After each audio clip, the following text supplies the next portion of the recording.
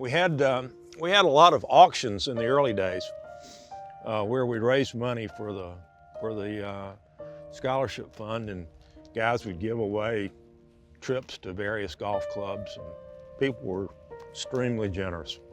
What's interesting, people were paying $15,000, $20,000, $25,000 to play a round of golf at a place they could play for nothing, and it went in 30 minutes. Boom, just like that. And that was the seed money. These people cared about the scholarship fund. These people cared about honoring Steve and Jeff.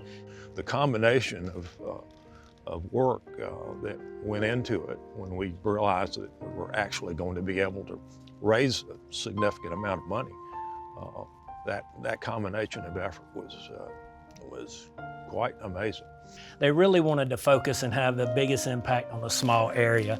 You know, a lot of times kids get scholarships for $500, $1,000, and while that really helps, I mean, even at an in-state school, you're looking at maybe 35 grand a year or so to go to school. So they wanted to be able to hand out bigger scholarships, affect people in the community more that are right here.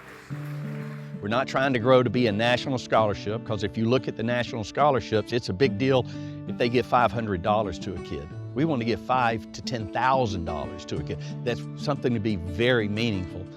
When I state how we've handed out $3.1 million over the last 20-something years, there's always an applause and a gasp in the crowd.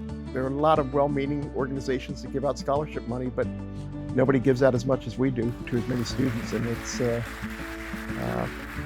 proud night. And certainly those recipients, I've said it 1,000 times, they'll never forget the names LeVeen and Roach. This is a national club. It just speaks volumes from the reach that this little club in Beaufort, South Carolina has. Our head of food and beverage was a student. The head of accommodations was a student in the program. From 2002, I was a scholarship recipient, and they helped me all the way through graduation. After working here for quite some time, you always want to better yourself and further your education. And I was given the opportunity to go to school, realistically. And my daughter, Morgan, she is also a recipient, and she graduated from Clemson in 2021. You know, if I had to pay for it out of my pocket, that would be one class here, one class there. It never would have happened. We get financial records from their families, so we understand kind of where the need is. We've seen a lot of the resumes, seen a lot of the interviews, and these are extremely impressive kids. Yeah, I'm Devin Carpenter, planning on majoring in mechanical engineering at MIT. My name is Anna Topar, and I will be going to Covenant College in the fall. Nathan Chabadia-Byrne, I will be attending The Ohio State University in the fall. My name is Freddie Lawton, I'll be attending Clemson University in the fall for architecture. I'm Lazo Allen, I'm going to be majoring in sports management. I'm going to Newberry College. Nick Abrams, I'm going to Wofford College to study engineering. This helps knock out a large lump of what was being owed, so it helps us out tremendously.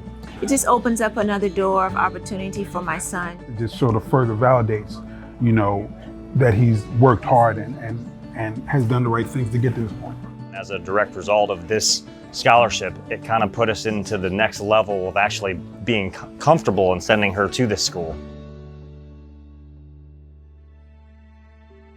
What we give back in the form of the LeVeen Roach Scholarship and scholarships to the many young men and women that are growing up in this town is honestly a fraction of what we get out of it as members of this club, getting to come down here and experience this golf club and experience our time here. Many of us, of the 600 plus, 700 plus members that are at Secession, have a similar feeling. I think Stephen is definitely watching over us. He is so proud of his family, of his friends, and definitely the club members. He would be so proud of the recipients and the fact that they were able to use the money, the resources to get where they needed to go. This is a tremendous honor for both people who perished, and to continue in that way and the way it has grown. Certain foundations were created and they kind of died off, whether it was at a 10-year mark, whatever the case was. This has continued and it has impacted so many young lives. It would just warm his heart to think about his friends. He loved those guys. and they loved him. And I think he's just so grateful to them for creating a memory in his name. Yeah, it's their memory lives on. It's they can't be with us, but in their honor, we've created something that will remind people about them, hopefully for an awfully long time in the future.